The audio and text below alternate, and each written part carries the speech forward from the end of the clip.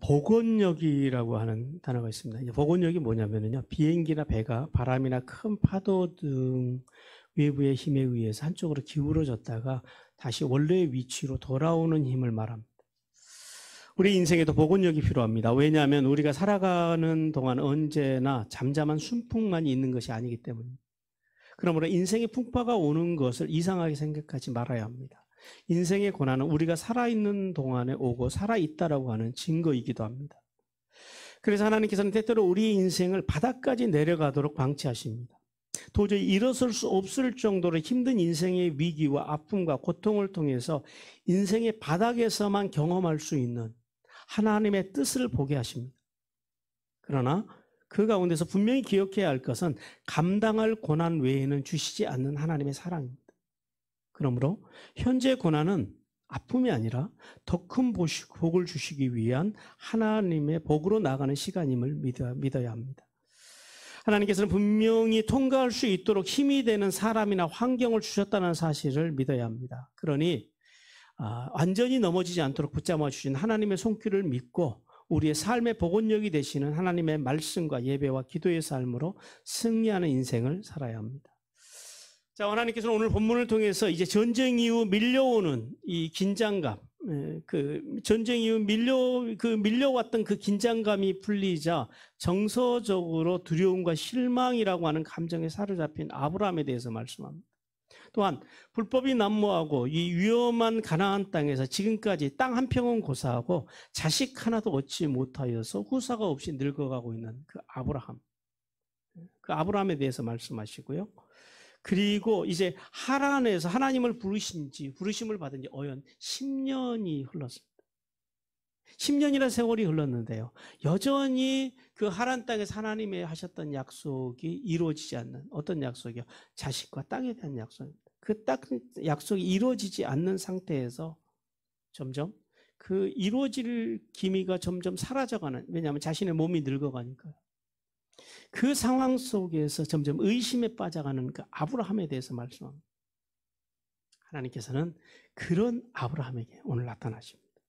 그리고 나타나셔서 하나님께서 하란 땅서부터 언약하셨던 그 언약을 재확인해 주시고, 그리고 아브라함은 그 언약을 재확인시켜 주시는 하나님, 그 하나님의 언약을 다시 믿었고, 하나님께서는 그 믿은 아브라함을요 의로운 자라 인정을 하셨고, 그리고 이제 그 언약을 보다 구체적으로 서로 계약을 맺기 위해서 하나님께서 횃불 언약을 이제 위한 예물을 준비시키시는 내용이 오늘 본문의 내용입니다. 자, 오늘도 하나님께서는 우리에게 크게 두 가지의 메시지를 주시는데요. 첫 번째 메시지 같이 읽습니다. 하나님께서는 믿음의 후손을 세우기 위해 발버둥 치는 성도를 기뻐하신다라고 말씀합니다. 오늘 1절 말씀해 보니까요, 하나님께서 아브라함에게 나타나셔서 뭐라고 말씀하시냐면 두려워하지 말라라고 말씀합니다. 오늘 본문 말씀을 보니까 하나님께서 이후 그럽니다. 이후. 어떤 이후예요? 그돌라오멜과의 전쟁에서 승리한 그 이후, 그 어느 날 하나님께서 아브라함에게 나타나셔서 이제 오늘 1절 말씀을 보니까 세 가지를 말씀합니다. 첫 번째 말씀은 뭐냐면 두려워하지 말라라는 거예요. 무슨 말이에요? 지금 아브라함이 뭐에 빠져 있다라는 거예요? 두려움에 빠져 있다. 왜 아브라함이 두려움에 빠져 있었을까요? 크게 두 가지 이유로 봅니다. 첫 번째는 그돌라오멜과의 전투에서 야간 기습 작전을 통해 승리를 거두기는 했지만은 문제는 뭐예요? 그돌라오멜이 패배하고 돌아가서 다시 군사를 재정비해가지고 쳐들어온다면 아브라함이 그돌라오멜 군대와 이제 정면으로 맞섰을 때는 거의 전멸할 수밖에 없는 이 현실적인 두려움.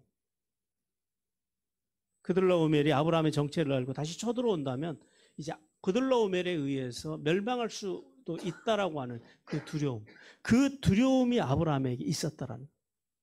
그리고 두 번째는 하나님의 언약을 따라서 고향의 익숙함, 그리고 친척의 안전함, 그리고 아버지의 집에 그 풍성한 재산도 포기하고 가나안 땅까지 와서 성실하게 하나님을 섬겼는데요. 10년이라는 세월이 흘렀는데 여전히 약속하신 자식도 없고 땅 한 평도 차지하지 못한 이 현실적인 실망. 이러한 실망과 두려움에 잡혀있는 이 아브라함. 그 아브라함에게 지금 하나님께서 오늘 오셨다라는 거예요. 그리고 오셔서 두 번째 말씀을 하십니다. 뭐라고 말씀하시냐면 내가 너의 방패다라고 말씀하십니다. 이 방패라고 하는 말씀을 직역을 하면요, 내가 너를 위한 방패라는 거예요.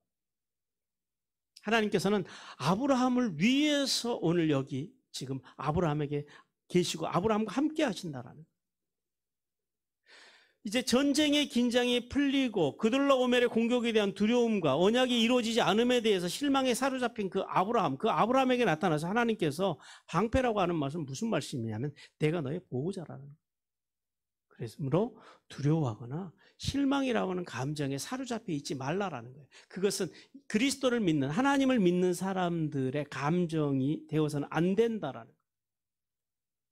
하나님께서 오늘 이 번절에서 이제 방패가 되신다라는 말씀은 어떤 의미냐면은, 천만인이 애워싸고 천만인이 10,000개의 화살을 쏘아서 나를 공격해 올지라도 하나님께서 우리의 방패, 나의 앞과 뒤, 좌우, 그리고 위에까지, 아래까지 완벽하게 하나님께서 방패로 우리를 호위해 주신다라. 그래서 10,000,000개의 화살을 다 막아 주신다라. 그렇게 철저하게 하나님께서 우리의 인생을 보호하시겠다. 그런 의미입니다. 그러므로 하나님을 믿는 사람들은요, 하나님이 우리의 완전한 보호자라는 사실에 대해서 우리는 믿어야 합니다. 그리고 세 번째는요, 세 번째 주님께서 그 두려움과 실망에 사로잡혀 있는 아브라함에게 나타나셔서 내가 너의 지극히 큰 상급이라고 말합니다. 이 현실적인 두려움 그리고 현실적인 실망에 사로잡혀 있는 이 아브라함, 그 아브라함에게 하나님께서는 내가 이 세상 무엇과도 비교할 수 없는, 무슨 말이야, 네가 그토록 바라는 그 자식, 그리고 네가 그토록 바라는 그 땅, 그것이 내게 상급이 아니라 누가 상급이라는 거예요? 내가 상급이라. 하나님 그분이 우리의 상급이라는 거예요.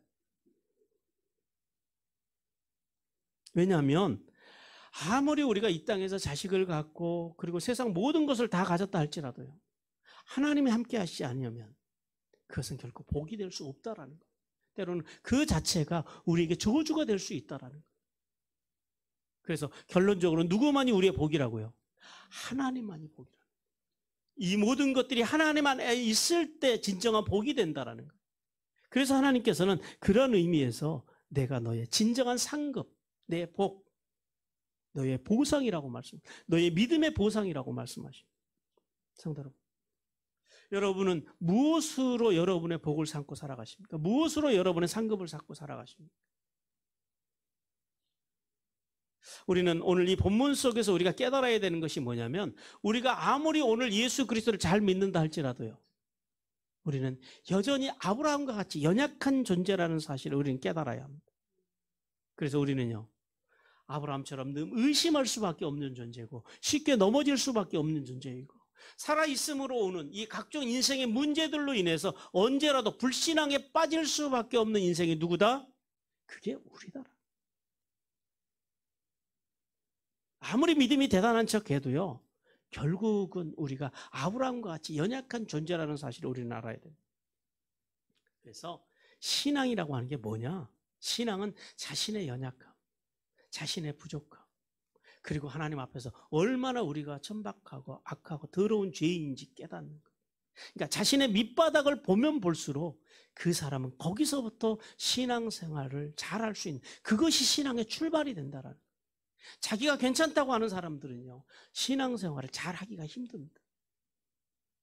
자신의 연약함을 깊이 깨달으면 깨달을수록, 그래서 누가 필요한 거예요, 우리에게? 그래서 우리의 인생에 누가 필요해요? 예수님이 필요하더라. 신앙은 거기서부터 시작한다라는 거예요. 그래서 우리 인생에, 그래서 이 연약하고 부족한 나의 인생에 그래서 주님이 찾아오셔야 하고 주님이 필요하다라고 고백하는 것. 우린 주님 없으면 나는 도저히 살 수 없다라고 고백하는 것. 이걸 뭐라 그런다고요? 이것을 신앙이라고 한다.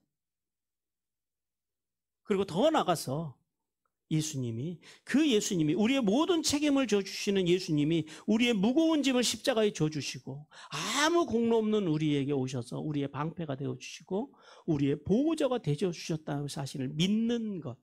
그걸 뭐라고 그런다고요? 그것을 신앙이라고 한다.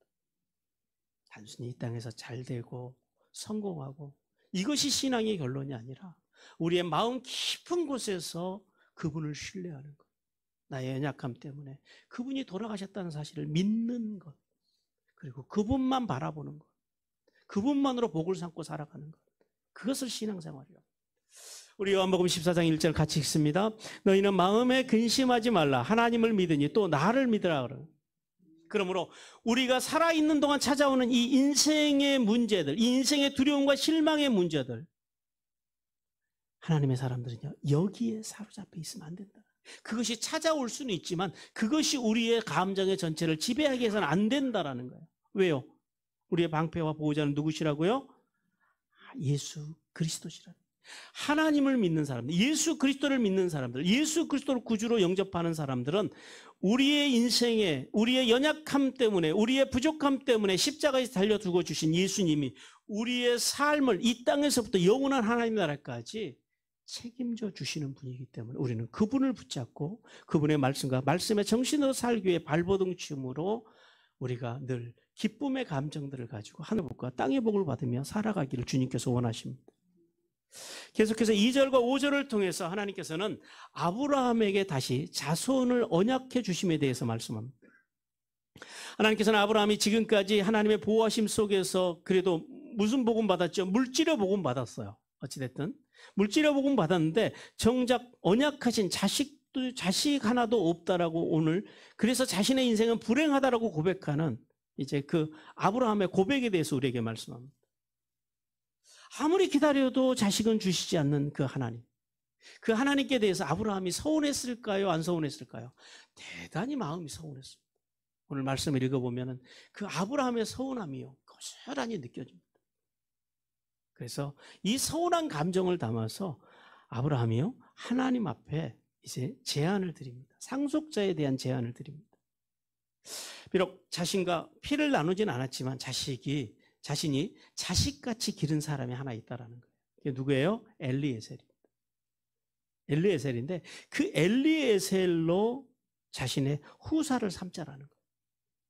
근데 이 제안에 대해서 하나님이 뭐라고 했어요? 너 하십니다. 아니다라는 거예요. 너의 후손은 내가 자식처럼 기른 엘리에셀이 아니라 진짜 네 그 몸, 이제 우리 성경에서는 몸이라고 되어 있습니다. 원문에 보면 내 창자라고 합니다. 창자. 내 속에서 내 피를 받은 그 자식이 너의 후손이 될 거라는 거예요. 그러면서 하나님께서는 이제 아브라함을 보다 더 안심시키기 위해서 확실한 언약을 주기 위해서 아브라함을 이끌고 어디로 나가셨다 그래요? 밖으로 나가셨다. 그리고 아브라함에게 하늘의 별을 보여주십니다. 여러분, 하늘을 바라보신 적이 언제입니까? 서울에서는 하늘에 보면 별이 한 10몇 개밖에 안 보여요. 근데 제가 전에 그 인도네시아 밀림에 있을 때 봤던 별을 잊을 수가 없습니다. 그 인도네시아 밀림에 있을 때 그 바라봤던 별은요, 하늘이요, 새카만 게 아니라 하늘이요, 별빛으로 더 새카만 부분보다 별빛이 더 많아요. 그러니까 그 밀림에서 하늘의 별을 보고 있으면 무섭습니다. 별이 쏟아져 내리는 것 같아요. 그렇게 많은 별을 지금까지 살면서 본 적이 없어요. 하나님께서 지금 아브라함에게 보여주신 별은 우리가 지금 서울 하늘에서 보고 있는 저 별이 아니라 새카만 그 밤하늘보다 별이 더 많은 그 밤하늘. 지금 그 밤하늘을 아브라함이 바라보고 있다라는 거예요.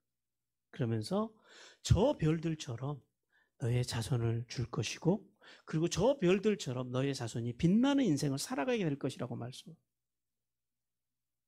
그런데요, 오늘 이 2절에서 5절까지의 말씀, 이 후손을 가지고 후손을 가지고 서로 대화하고 있는 아브라함과 이 하나님을 뵈면서 우리는 이 자손에 대한 두 분의, 하나님과 아브라함의 전혀 다른 관점을 우리는 발견할 수 있습니다. 먼저 후손에 대한 아브라함의 관점입니다. 오늘 성경에서는 나의 상속자라고 합니다. 나의 상속자. 이 나의 상속자라고 하는 말을 히브리어로 보니까 벤 메셰크 바이트라고 합니다. 벤이라고 하는 단어는 아들이고요, 메셰크는 재산입니다. 그리고 바이트는 집입니다. 그러니까 나의 집의 재산의 아들, 이렇게 지금 원래는 번역을 해야 되는 거예요. 이 무슨 말씀이냐면 아브라함이 자식을 바라보는데 지금 아브라함은 어떤 후손을 지금 바라보고 있는 거예요? 자신의 재산을 관리할 후손, 자신의 노후를 책임져 줄 후손. 단순히 아브라함이 바라보는 후손은 그런 후손이에요. 그런데요, 하나님께서는 이제 하나님의 관점은 이런 세속적인 물질의 관점이 아니라 하나님의 관점은 다릅니다. 오늘 하나님께서 말씀하시는 내 상속자라고 합니다. 그러니까 나의 상속자, 내 상속자. 똑같은 단어 같죠. 근데 원문을 보니까요. 하나님께서는 메셰크라고 하는 단어를 뺍니다. 벤바이트 그럽니다. 무슨 말이에요? 나의 지배아들 그럽니다. 나의 지배아들. 무슨 말이에요? 하나님께서 세우고 싶은 후손은 단순히 이 땅 위에서 우리가 남기는 어떤 재산이나 관리하는 그런 후손이 아니라 인류를 구원하실 메시아, 즉 예수 그리스도께서 오실 영적인 혈통을 준비할 수 있는 그 후손을 이야기합니다. 이렇게 하나님이 바라보는 관점과 우리의 인간의 관점이 이렇게 다릅니다. 성대로. 여러분은 이 땅에서 어떤 후손을 세우고 싶으십니까? 어떤 후손을 세우기를 원하십니까? 아브라함처럼 여러분이 남기고 갈 재산을 잘 관리하고 이 땅에서 잘 먹고 잘 살아갈 후손을 세우기를 원하십니까? 아니면 하나님의 나라와 하나님의 교회, 구원의 역사를 위해서 이 땅에서 쓰임받을 후손들을 이 땅에 세우기를 원하십니까? 대부분의 우리의 관점은 아브라함의 관점입니다. 그러나 하나님께서는 오늘 이 말씀을 통해서 우리에게 그 관점을 바꾸라고 말씀합니다. 우리 다니엘서 12장 3절 같이 읽습니다. 지혜 있는 자는 궁창의 빛과 같이 빛날 것이요 많은 사람을 옳은 대로 돌아오게 하는 자는 별과 같이 영원토록 빛나리라. 하나님께서는 우리에게 지혜가 있는 후손을 이 땅에 세우라라는 거예요. 하나님께서는 우리를 통해서 이 세대에 영향력이 있는 하나님의 말씀과 말씀의 정신으로 영향력이 있는 그런 지혜로운 후손들을 세우기를 원하십니다. 지혜로운 후손이란 어떤 후손이냐면 첫 번째는 하나님의 말씀을 바로 알고 전하는 후손입니다. 우리 잠언 1장 7절 말씀 같이 읽습니다. 여호와를 경외하는 것이 지식의 근본이오늘 미련한 자는 지혜와 훈계를 멸시하느니라. 하나님에 대한 바른 지식을 가진 후손, 그 후손을 세우라는 거예요. 그럼 그런 후손을 세우려면 누가 하나님에 대해서 바로 알아야 돼요? 부모가 바로 알아요. 내가 바로 알아야 돼. 그래야지 그런 후손들을 내가 세울 수 있더라. 두 번째는요. 두 번째 지혜 있는 후손이란 살아있는 동안 만나는 이런 온갖 문제들. 인생의 문제가 왜 온다고요? 살아있으니까 오는 거예요. 살아있는 동안에 오는 이런 인생의 문제들 때문에 두려워하거나 불안 속에 사로잡혀 살지 않고 그리고 그 불안함과 두려움 속에서 악한 세상의 환경들과 타협하거나 악한 사람들과 타협하지 않고 신실한 믿음을 지켜갈 수 있는 후손. 즉 하나님의 말씀과 말씀의 정신으로 하나님께 의리를 지키고 살아갈 수 있는 그런 후손. 그런 후손을 주님께 세우라고 말씀하십니다. 우리 빌립보서 1장 23절 같이 읽습니다. 내가 그 둘 사이에 끼었으니 차라리 세상을 떠나서 그리스도와 함께 있는 것이 훨씬 더 좋은 일이라. 늘 그리스도와 함께 하기를 좋아하는 후손. 그런 후손을 세우라고 말입니다. 그리고 마지막 세 번째는요. 지혜로운 후손이란 자신의 힘과 자신이 아는 것을 의지하지 않고 무슨 말이에요? 자신의 기준, 자신의 가치, 자신의 원칙으로 살지 않고 예수 그리스도의 십자가의 은혜를 의지하고 하나님의 뜻을 위하여 자신을 희생하고 헌신할 줄 아는 사람. 즉 하나님의 가치, 말씀의 정신으로 살아갈 수 있는 그런 후손들을 세우라고 말씀하십니다. 우리 로마서 12장 1절 같이 읽습니다. 그러므로 형제들아 내가 하나님의 모든 자비하심으로 너희를 권하노니 너희 몸을 하나님이 기뻐하시는 거룩한 산 제물로 드리라. 이는 너희가 드릴 영적 예배니라. 하나님께서는 이러한 지혜가 있는 후손을 우리에게 세워가라라고 말씀하십니다. 즉 사람들을 하나님께 예수 그리스도로 인도할 수 있는 후손. 이 땅에서 잘 먹고 잘 사는 것도 중요하지만은 나 자신의 영혼을 비롯해서 다른 사람들의 영혼을 영원한 하나님의 나라까지 인도할 수 있는 에베소서로 말하면 몇 장 수준에 있는 성도들이요. 3장과 4장까지 그런 수준. 그런 수준에서 살아가는 그런 후손. 그런 후손들을 세울 때 하나님께서는 그런 후손들을 오늘 다니엘서를 통해서 뭐라고 말씀하세요? 하늘의 별과 같이 빛나는 하늘의 복과 땅의 복을 주시겠다라는 거예요. 그러니까 주가 뭐가 돼야 된다라는 거예요. 영적인 후손을 세우는 게 주가 되면 부는 뭐가 되는 거예요? 아브라함이 원하는 그 모든 복들이요. 자연히 거기에 담겨서 따라간다라는 이것이 진리입니다. 그러니까 우리가 뭘 위해 살아야 되는지, 그리고 우리의 후손들에게 무엇부터 가르쳐야 되는지가 분명하게 오늘 하나님께서 이 본문을 통해서 우리에게 말씀하시는 거예요. 그러므로 은혜로우신 예수 그리스도를 믿어 구원받은 성도들은 예수님의 말씀과 말씀의 정신으로 살기 위해 발버둥 치는 후손들을 세워서 아브라함과 이삭과 야곱과 같이 이 땅에서부터 영원히 빛나는 복을 물려받는 삶의 후손들을 세우기를 주님께서 간절히 원하십니다. 사랑하는 성도 여러분, 여러분의 자손의 영적인 상태는 어떠십니까? 우리가 이게 문제예요. 여러분의 자녀들의, 여러분의 손주들의, 여러분의 자손들의 영적인 상태가 어떠냐라는. 오늘 혹시 아브라함이 자식이 없는 것 같이 여러분의 자손들에게도 하나님에 대한 믿음이 없거나 아니면 믿음이 연약하십니까? 이것이 우리가 믿음의 부모로서 가지는 최고의 숙제입니다. 다른 거는 좀 못해도 뭘 잘해줬으면 좋겠어요? 믿음으로 사는 것. 왜요? 그것은 이 땅에서 좀 돈이 없는 것은요, 이 땅에서만 좀 가난하고, 이 땅에서 건강이 없는 것은요, 이 땅에서만 좀 연약한 것이지만은요, 믿음이 없다라고 하는 것은 뭐가 문제예요? 이게 영원과 문제가 있다라는 거예요. 앞으로 우리가 가야 할, 부모 세대들이 가야 할 그 하나님의 나라에 우리의 자녀들이 올 수 없다고 하는 것, 그것은 아픈 현실이에요. 그러나 오늘 주님께서 오늘 본문을 통해서 우리에게 말씀하시는 건 결코 실망하지 말라라는 거예요. 왜요? 하나님께서 아브라함이 모든 것이 끝났다고 생각할 때 그 태를 열어서 이삭을 주셨던 것처럼 우리가 부모로서 또 믿음의 선배로서 좋은 믿음의 자리를 지키면서 죄 없으신 예수 그리스도의 말씀과 말씀의 정신으로 살기 위해서 발버둥 치면 누가요? 우리가, 내가. 그러면 하나님의 때에 우리 생각에는 모든 것이 끝났다고 하는 그때에 우리가 살다가 그 믿음의 흔적, 우리가 살아간 그 믿음을 보고 우리의 자녀들이 예수 그리스도의 십자가 아래로 돌아와서 영적으로 이삭과 같이 빛나는 인생을 살 것을 믿으라고 말씀하십니다. 그러니까 우리의 신앙을, 우리의 관점을 자녀들이나 믿지 않는 가족에 초점을 맞추기보다 어디에 맞추라는 말씀이에요? 나에게 맞추라는.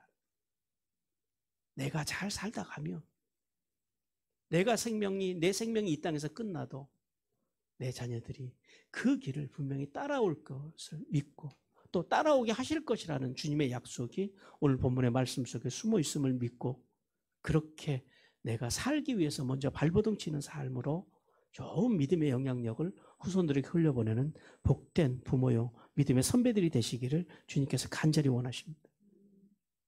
오늘 하나님께서 우리에게 주시는 두 번째 메시지입니다. 같이 읽습니다. 하나님께서는 언약의 말씀을 믿고 세례 정신으로 사는 성도들을 기뻐하신다라고 말씀합니다. 자, 오늘 6절과 7절 말씀해 보니까요.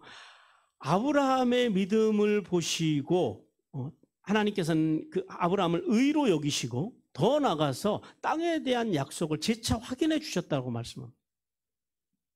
하나님께서는 하늘의 별과 같이 자손을 주겠다고 하는 하나님의 그 언약의 말씀을 믿은 아브라함, 그 하나님의 말씀을 오늘 6절 말씀해 보니까요, 의롭다고 인정해 주셨다고 말씀합니다. 그리고 인정해 주셨을 뿐만 아니라 7절에 보니까 계속해서 뭘까지 약속을 해주세요? 땅에 대한 약속을 다시 재차 확인을 해 주십니다.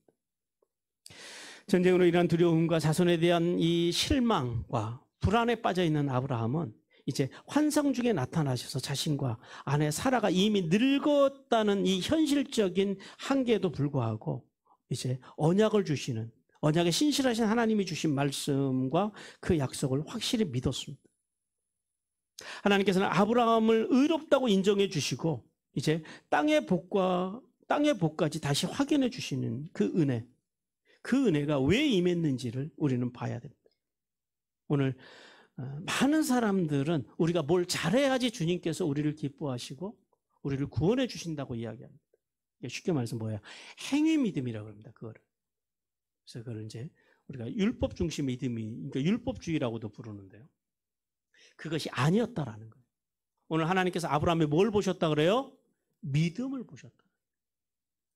어떤 믿음이요? 하나님의 말씀, 하나님께서 이제 하늘의 별과 같이 내 후손들을 주시겠다고 하는 그 말씀, 내 태에서, 내 배에서, 내 몸에서 내 피를 받은 자식이 너의 후손이 될 것이라고, 너의 상속자가 될 것이라고 하나님의 그 말씀, 그 하나님의 말씀을 아브라함이 믿었다라는 거예요. 그 말씀을 믿었다라고 하는 단 한 가지 이유 때문에 하나님께서 아브라함을 뭘로 여기셨대요? 의로 여기셨다라는 거예요. 이 굉장히 중요한 사상입니다.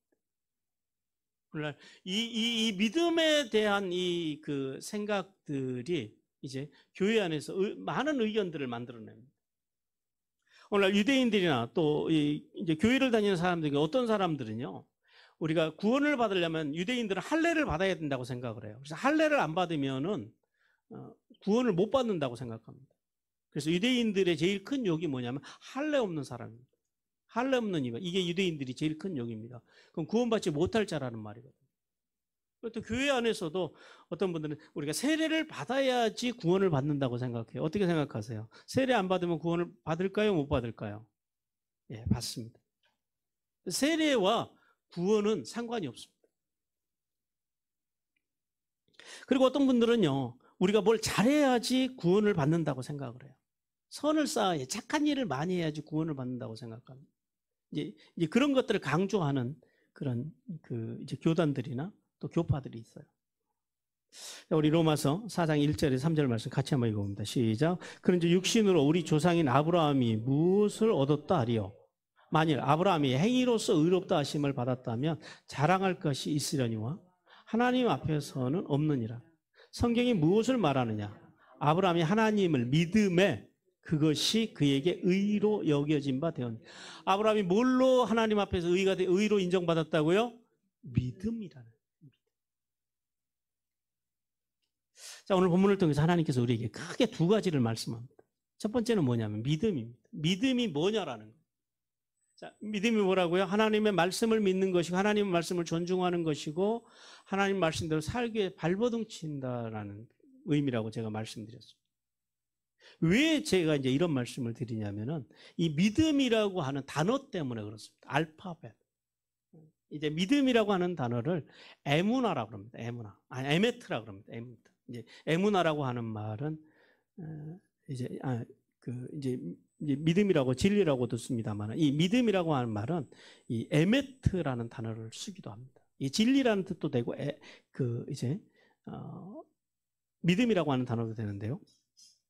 이 에메트의 첫 글자 이것을 알렙이라고 그러거든요. 이 알렙이 의미하는 게 뭐냐면 배움을 의미합니다. 그러니까 무슨 말씀이냐면 히브리 이게 이제 알렙이 히브리어의 알파벳에서 첫 글자거든요. 이 첫 글자가 배움을 의미하는데 무슨 말씀이냐면 인간이 마땅히 배워야 할 말씀을 이야기해요.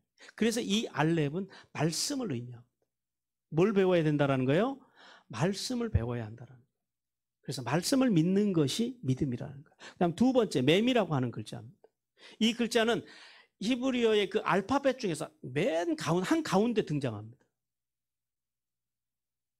가운데 있는 그 그 글자인데요. 진리를 의미합니다. 진리를. 무슨 말씀이냐면 하나님의 진리의 말씀을 어디에 두라라는 거예요? 중심, 내 마음의 중심에 두라라는 거예요. 내 최고의 가치를 중심에 두고 그것을 존중하라라는 거예요. 그래서 존중이라는 의미를 쓰는 거예요. 그리고 마지막 세 번째는요. 타우라고 하는 글자입니다. 이 글자는 히브리어의 맨 끝에 나오는 글자입니다. 그러니까 알렙은 맨 앞에, 맴은 한 중간에, 그리고 타우는 맨 끝입니다. 이게 그 타우가 의미하는 것은 목표를 의미합니다. 목표. 무슨 말이에요? 하나님의 말씀을 믿고 하나님의 말씀을 존중하는 목표가 뭐여야 된다라는 거예요. 그렇게 사는 것이어야 된다. 이게 신앙입니다. 이게 믿음입니다. 믿음이라고 하는 것은 그냥 단순히 머리로 믿는 것, 마음으로 믿는 것만이 믿음이 아니에요. 믿음은 타오, 믿음의 목표는 행함이 되어야 한다. 그래서 우리가 성경을 왜 공부해요? 그렇게 살려고 공부하는 거예요. 그러니까 그렇게 살지 않는 하나님의 말씀은 힘이 없고 능력이 없다라는 거예요. 하나님께서는 이러한 믿음이 우리 안에 있어야 한다라고 말씀합니다. 우리 히브리서 11장 6절 같이 읽습니다. 믿음이 없이는 하나님을 기쁘시게 하지 못하나니 하나님께 나아가는 자는 반드시 그가 계신 것과 또한 그가 자기를 찾는 자들에게 상 주시는 이심을 믿어야 할지. 믿어야 한다. 믿음이 우리를 살립니다. 그러니까 예수를 오래 믿었냐, 짧게 믿었냐, 그것은 별로 중요하지 않습니다. 중요한 건 뭐예요? 오늘 내가 믿느냐라는 거예요. 지금 네가 믿느냐라는 거예요. 기독교는요, 현재의 신앙입니다. 과거와 미래의 신앙이 아닙니다. 오늘 믿는 것이 중요하다라는 거예요. 그러므로 성도는 하나님의 말씀을 배우는 일에 그래서 열심을 내야 됩니다. 하나님의 말씀을 모르면은요, 절대 정상적인 신앙생활을 할 수가 없어요. 하나님의 말씀을 모르면 그래서 뭐가 들어와요? 그래서 세속적인 본영이 들어오는 거고, 그래서 기복신앙이 들어오는 거고, 그래서 만몬신앙이 들어오는 거예요. 이게 왜 그러냐면 진짜 믿음이 없으니까 가짜가 진짜 흉내를 내면서 교회 안으로, 성도들 안으로 들어오고 있다라는. 근데 우리는요, 그걸 믿음이라고 생각을 해요. 진짜 믿음은 뭘 믿는 거라고요? 하나님의 말씀을 믿는 거예요. 그리고 그 하나님의 말씀대로요, 그 말씀, 그 진리의 말씀을 어디에 두고요? 마음의 중심에 두고, 또요, 그렇게 살기 위해서 그 내 인생의 최고의 가치, 내 마음의 중심에 둔, 그러니까 하나님의 사람들이 그 말씀의 가치로 살아야 되는데 오늘날 우리가 어떤 가치로 살아가고 있어요? 세상의 가치로 살아가고. 여러분, 목사로서 목회를 하면서 제일 힘들 때가 언제인 줄 아십니까? 하나님의 말씀의 가치, 목사를 통해서 전해지는 하나님의 그 생명의 가치, 그 말씀의 가치보다 세상의 가치, 세상 언론들이나 유튜버나 이런 것들이 전해주는 가치가 우선될 때, 그런 가치들을 성도들이 더 우선시, 더 존중하고 그런 것들을 따라서 살아갈 때, 그때가 참 목사로서 자괴감이 느껴지는 시간들입니다. 하나님의 말씀이 성도들 안에서 역사하고, 그리고 하나님의 종을 통해서, 목회자를 통해서, 목사를 통해서 전해주는 하나님의 말씀이 영향력이 있어야 하는데 오늘날은 목사들이 영향력이 없어요. 물론 이유가 있죠. 목사들의 입을 통해서 나오는 하나님의 말씀의 능력이 없다라는 거예요. 성도들의 삶을 변화시키지 못하고 되려 어떤 이 돈을 위해서 이 방송하는 유튜버들, 이런 유튜버들보다도 되려 영향력이 없는 그런 이 목회 현장. 이것은 하나님의 아픔입니다.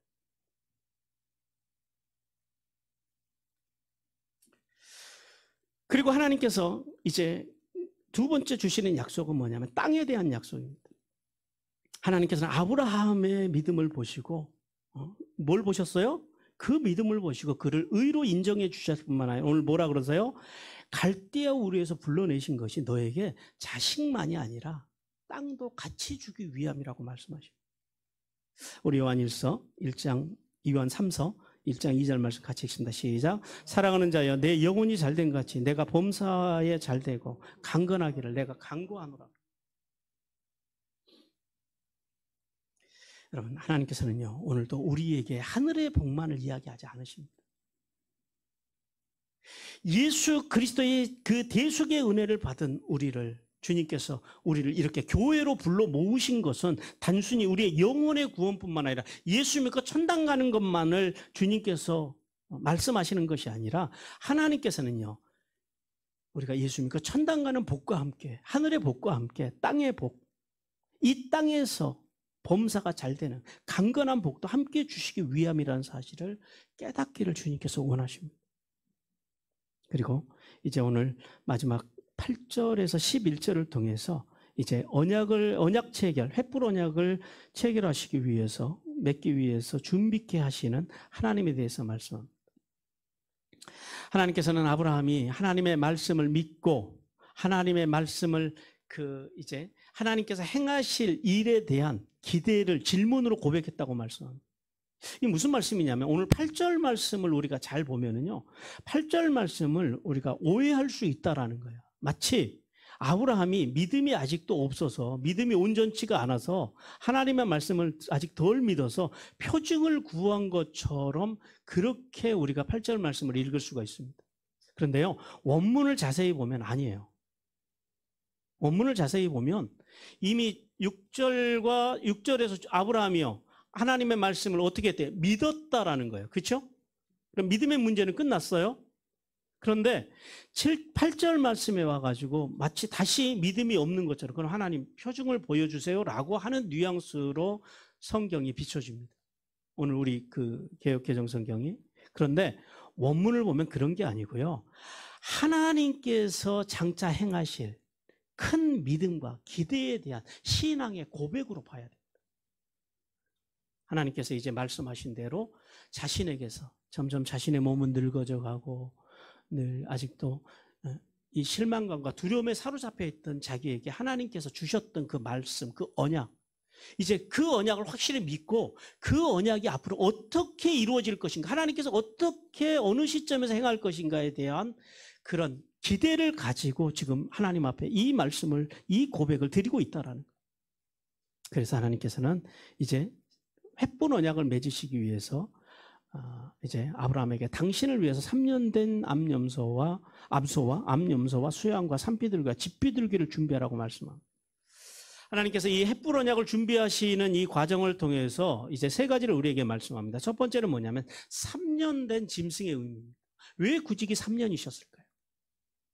5년도 괜찮고 2년도 괜찮잖아요. 그런데 하나님께서 3년이라고 하는 시간, 이 3이라고 하는 숫자는 우리에게 주는 의미는 완전성. 그러니까 이 3년이라고 하는 시간이 짐승에게 있어서 완전함을 상징합니다. 그래서 완전하신 하나님께서 완전한 짐승을 통해서 완전한 언약을 주시겠다는 이 삼중적인 의미가 있습니다. 하나님의 언약은 뭐예요? 한마디로 말하면 완전하다라는 거예요. 그러므로 예수 그리스도를 믿어 구원받아서 자신의 몸을 하나님께 산 제물로 드리는 성도는요, 우리가 우리의 인생을 돌아보면은 우리가 비록 연약하고 불완전하지만은요, 우리가 완전해질 수 있는 이유가 왜 있어요? 예수 그리스도께서 십자가에서 우리를 위해 죽어주셨다는 거예요. 그리고 예수 그리스도께서 십자가에서 나를 위해 죽어주셨다고 하는 그 피의 공로를 믿었다라고 하는 그 단 한 가지 이유로 인해서 우리가요, 하나님 앞에서 완전해진다라는 사실을, 완전한 하나님 앞에 나가서 우리가 예배자, 제물이 된다라는 사실을 깨닫기를 주님께서 원하십니다. 그리고 두 번째는 짐승을 쪼개는 것입니다. 이 고대 근동에서는 계약을 맺을 때 그 증표로요, 짐승을 가져옵니다. 그리고 그 짐승이 큰 짐승이든 작은 짐승이든요, 그 짐승을 반으로 갈라요. 그 다음에 그걸 벌려놓습니다. 그리고 마주 보게 해놓고 그 사이로 둘이서 함께 지나갑니다. 그게 계약입니다.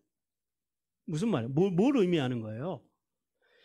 계약의 당사자들이 그 동물에 갈라진 그 반으로 죽여서 그 반으로 쪼갠 그 동물 사이로 지나감으로, 그래서 만약에 이 계약을 파괴하면 어떻게 된다라는 거예요? 이 동물과 같이 너도 쪼개질 거라는 거예요. 무슨 말? 죽는다라는 거예요. 죽음으로 맹세하는 게, 죽음으로 맺는 것이 이 횃불 언약이고, 그리고 계약입니다. 무슨 말이에요? 하나님께서 절대 지키신다라는 거예요. 하나님도 내가 이 계약을 지키지 않으면 이 짐승들처럼 될 것이라고 하는 그런 의미까지 담겨 있습니다. 그러니까 이 횃불 언약이 절대 적은 언약이 아니죠. 그냥 형식이 아니다라는 거예요. 우리 예레미야 34장 18절 같이 읽습니다. 송아지를 둘로 쪼개고 그 두 조각 사이로 지나매 내 앞에서 언약을 맺었으나 이 말을 실행하지 아니하여 내 계약을 어긴 그들을, 곧 송아지 두 조각 사이로 지난 유다 고관들과 예루살렘 고관들과 내시들과 제사장들과 이 땅 모든 백성을 내가 그들의 원수의 손과 그들의 생명을 찾는 자의 손에 넘기리니 그들의 시체가 공중의 새와 땅의 짐승의 먹이가 될 것이니. 하나님 앞에서요, 맺은 계약을 깨면은요, 이렇게 된다라는 거예요. 이스라엘이 왜 망하냐면 하나님과 언약을 지키지 않았기 때문에 망한 거예요. 오늘도 마찬가지입니다. 우리가 하나님과의 언약을 지키지 않으면요, 우리는 이렇게 된다라는 거예요. 그러므로 구원받은 성도들은요, 인류의 조상인 아담과 하와가 선악과를 따먹으로 우리 인간이요, 하나님과의 계약, 하나님의 언약을 깨버렸어요. 그래서 원래는 이 짐승처럼 이렇게 죽어야 돼요. 그런데 죽을 수밖에 없는 우리를 위해서 이 땅에 누가 오셨어요? 예수님이 오셔서 우리를 대신해서 이 짐승처럼 우리를 대신해서 죽어주신 거예요. 그러니까 용서를 받았다라고 하는 것은 이 제물처럼, 이 계약의 이 짐승들처럼 예수님이 우리를 위해서 희생 제물이 되셨다라는 거예요. 그래서 그 죄값이 사해졌기 때문에 우리가 하나님의 자녀로, 오늘도 부족하지만 연약하지만 완전한 자로 하나님 앞에 설 수 있다는 사실을 깨닫기를 주님께서 원하십니다. 그러므로 우리는요, 날마다 그 피의 공로를 의지해서 주님께로 나아가고 주님의 은혜를 받아 누리는 복된 삶을 살아가기를 주님께서 원하십니다. 그리고 마지막 세 번째는 오늘 본문 말씀에 보니까 비둘기는 쪼개지 않았다 그래요. 여러분, 비둘기는 쪼개지 않는 것에 대한 말씀을 들으니까 뭘 생각이 나세요? 우리가 아침 묵상마다 속죄제, 번제나 그 다음에 그 석권제를 드릴 때 비둘기는 어떻게 하라 그래요? 주님께서 쪼개지 말라 그러죠. 사람들이 그걸 생각을 합니다. 비둘기는 쪼개지 말라놨다고 그렇게 설명을 하는데, 근데 그건 아니에요. 왜냐하면 이것은 지금 희생제사가 아니거든요. 하나님을 위한 희생제사가 아니고, 이거는 뭐예요? 지금 계약을 맺고 있는 거예요. 언약을 체결하는 거예요. 그래서 이 언약에 쓰여졌던 그 동물들은요, 먹거나 그리고 불에 태우지 않습니다. 이건 그냥 땅에 다 묻어버립니다. 왜냐하면 그 저주받은 것으로 그렇게 간주를 합니다. 그러니까 그런 의미에서 본다면 비둘기는 쪼개야 돼요, 안 쪼개야 돼요? 적어도 쪼개야 되는 거예요. 왜냐하면 이것은 지금 희생제사가 아니에요. 하나님 앞에 드리는 희생제사면 비둘기는 쪼개지 않고 드릴 수도 있어요. 그래도 문제가 안 돼요. 근데 이건 뭐라고요? 희생제사가 아니라 지금 하나님과 헷불 언약, 계약을 체결하는 거예요. 계약을 체결하기 때문에 아무리 적은 새라도 쪼개는 게 맞다라는 거예요. 그런데 아브라함이 다른 짐승과는 달리 비둘기는 쪼개지 않아요. 비둘기 새끼는. 왜 그랬을까요? 그래서 어떤 성경학자들은요, 아브라함이 새가 적다고, 새끼라고 소홀히 여겼다라는 거예요. 소홀히. 굳이 뭐 이렇게 적은 것까지 하면서 쪼개지 않았다라고 그렇게 해석을 합니다. 근데 그것이 맞는 것 같아요. 왜냐하면 이것은 아까 거듭 말씀드리면 이건 희생제사가 아니고 뭐라고요? 언약을 맺는 거예요. 이거는 당사자들끼리 믿는 그 두 사람이 맺는 언약이기 때문에 마땅히 쪼개야 되는 거예요. 근데 그 쪼개지 않은 제물 위에 뭐가 임해요? 솔개가 임합니다. 여기서도 우리가 두 가지 의미를 찾아주세요. 첫째는요, 쪼갠다라는 의미를 우리가 먼저 생각을 해봐야 됩니다. 뭐냐면 쪼갠다라고 하는 건 세례를 의미합니다. 세례는 뭐예요? 자기를 부인하는 것을 세례라고 하는 거예요. 즉 구원받은 성도가 모든 일에서 자신의 가치, 자신의 기준, 자신의 원칙이 아닌 예수님의 말씀과 말씀의 정신으로 자기를 부인하고 살아가는 것. 자기 가치, 자기 원칙, 자기 기준을 부인하고, 누구의 기준으로요? 하나님의 기준, 하나님의 원칙, 하나님의 사상으로 살아가는 것. 이걸 뭐라 그러냐면 이걸 쪼갠다라는 거예요. 자기를 부인하는 것. 자기를 부인하고 그리스도의 말씀으로 살아가는 것. 이것이 바로 이 세례 정신이 이 쪼갠다라는 의미와 이제 맥이 통하는 사상입니다. 우리 갈라디아서 2장 20절 같이 읽습니다.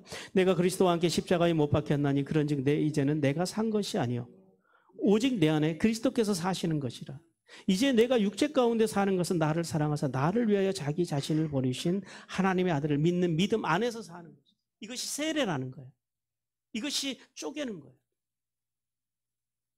나를 위해 사는 인생이 아니라 누구를 위해서요? 내 안에 계신 예수 그리스도의 말씀, 그분의 말씀의 정신으로 살아가는 것. 이것이 쪼개는 것이고 이것이 세례 정신이다. 그리고요, 또 한 가지 기억해야 되는 건 뭐냐면 소홀히 하지 말라라는 거예요. 우리가 하나님의 교회를 위해서, 하나님의 나라를 위해서 섬기잖아요. 뿐이 아니고 우리가 또 사회에 나가서, 직장에 가서, 그리고 또 가정에서, 우리가 이웃과의, 친구와의 관계 속에서 누구를 섬기든지 간에 무슨 일을 하든지 적다고 해서 함부로 무시하지 말라라는 거예요. 나보다 못하다고 해서 무시하지 말라라는 거예요. 나보다 못 가졌다 그래서 무시하지 말라라는 거예요. 한마디로 말해서 비둘기 새끼와 같이 적다고 함부로 소홀히 대하는 것은요. 거기에 뭐가 온다고요? 솔개, 마귀가 온다라는 거예요. 우리가 주님을 위해서 주님의 백성으로 살아가면서 주께서 우리에 맡기신 그 사명의 자리, 우리가 살아가는 그 모든 시간들, 그리고 모든 공간들, 특별히 주를 위해 살아가는 주님의 일, 우리가 돕고 세우고 살리는 이 생명의 일에 있어서 적다고, 약하다고, 어리다고, 부족하다고 소홀히 대하지 말라라고 주님께서 말씀하시고, 그러면요, 하나님의 교회를 망치고 가정을 망치고 사회를 망치고 내 일을, 내가 살아가는 내 삶의 자리에서 나의 구속사를 망치기 위해서, 주님의 구속사를 망치기 위해서 누가 온다고요? 마귀가 역사를 한다. 솔개가 온다. 근데 아브라함은 그럼에도 불구하고, 그 약함에도 불구하고 어떻게 했어요? 밤잠을 자지 않고 그 솔개를 쫓았다라고 말씀합니다. 그렇게라도 해야 된다는, 소홀히 했으면은요, 그것을 깨워서 지킬 줄도 알아야 된다는, 여기까지 신앙이 나가야 된다. 그러므로 성도는 오늘도 십자가로 맺은 언약을 방해하기 위해 끊임없이 우리를 공격하는 이 사단의 공격을 이기기 위해서 뭘 잘해야 된다고요? 우리가 맡고 있는 적은 일, 하나님께서 우리에게 맡기신 적어 보이는 그런 일까지도 충성스럽게 감당함으로 하늘의 복과 땅의 복을 받기를 주님께서 원하십니다. 사랑하는 성도 여러분, 우리가 뭘 바로 알아야 돼요? 믿음을 바로 알아야 돼요. 믿음이 뭐라고요? 이 믿음을 에메트라고 그랬습니다. 하나님의 말씀을 잘 배우는 것, 말씀을 믿는 것이 믿음이고요. 또요, 내 마음의 중심에 하나님의 말씀을 두고 살아가는 것, 그분의 가치로 살아가는 것, 그분의 정신으로 살아가는 것, 그것을 믿음이라고. 그리고 타오, 말씀의 목표가 뭐예요? 그렇게 행하는 거예요. 그렇게 살기 위해서 발버둥 치는 거예요. 그게 뭐라고요? 그게 믿음이라는 거예요. 그 믿음 위에 하나님께서는 복을 주시고요. 또 한 가지 우리가 기억해야 되는 건 뭐예요? 소홀하지 말라라는 거예요. 아무리 적어 보여도, 아무리 적어 보이는 사람일지라도 함부로 대하지 말라라는 거예요. 하나님께서 맡기신 일은 큰 일, 작은 일이 있는 것이 아니라 우리가 그것이 내 생각에 적어 보여도 그것이 주를 위한 일이라면, 주께서 내게 맡기신 일이라면, 맡기신 사람이라면 온 정성을 다해, 온 힘을 다해 섬길 수 있는 그런 귀한 아버지 하나님의 사람들이 되어서 하늘의 복과 땅의 기름진 복을 받는 복된 성도들이 되기를 주님께서 간절히 원하십니다.